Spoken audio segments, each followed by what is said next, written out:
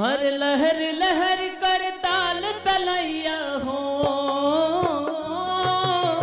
लहर लहर कर ताल तलैया, घन बगिया के छाँव रे।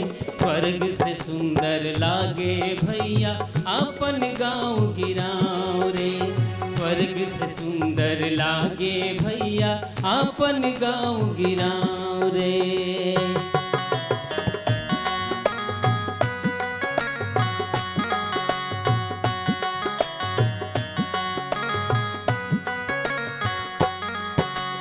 लहर लहर कर ताल तलैया हो,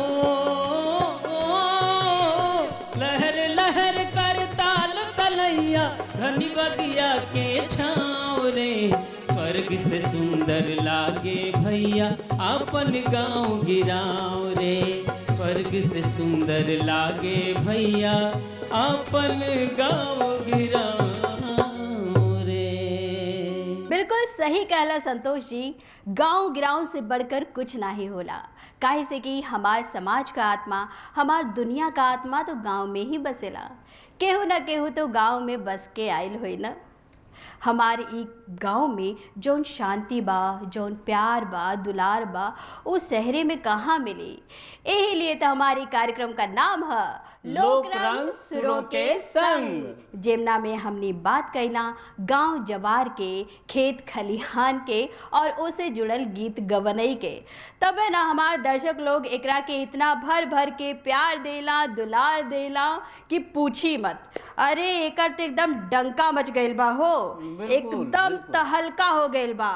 और वह तहलका शो के आज कई अंक लेके हाजिर बाड़ी हम सीमा शाही और हम बानी आपके होस्ट और दोस्त संतोष राय।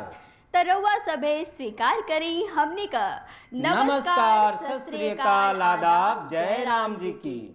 तो हमारी प्रोग्राम में संतोष जी जौन हमार खेत खलिहान और गांव गिराव से जुड़ल एक से बढ़कर एक ठेठ गवैया लोग आयल बाड़े ना। ए लोग एक से बढ़कर एक धुरंधर, एकदम सिकंदर अपन अपन जिला जवार के गीत गवनी लेके आयल बाड़े न। का हो भैया, आज रंग जमी की ना? खूब जोश में बोलत जा। खूब जमी, खूब जमी। तो यही के साथ है चलो कार्यक्रम के शुरू कैल जाए। तो एक बार हमार गवैया लोगन का परिचय हो जाओ। तो हम तो कब जोरदार तालियों से स्वागत करें दुर्वासा ऋषि की तपोभूमि यानी आजमगढ़ से आयल शिवजीत तिवारी जी का। जी जी, सबके प्रणाम बाटे। शिव जी का हाल चाल बा? खूब बढ़िया बाटे। आप आपन बताई, ये कार्यक्रम में हमनी के मिलल मौका एक खातिर हमनी के अपन सौभाग्य समझता नहीं जाए कि कुछ कहे के, बोले के, बतियावे के मौका मिलल बा। बिल्कुल। तो हम जब बतियावे के तो के मौका चाहिए, तो हम एक बात पूछे चाहते कि आपन गांव जवार का कोनो ऐसन बात जो आप हमसे अनुभव अपन बाटे चाहिए।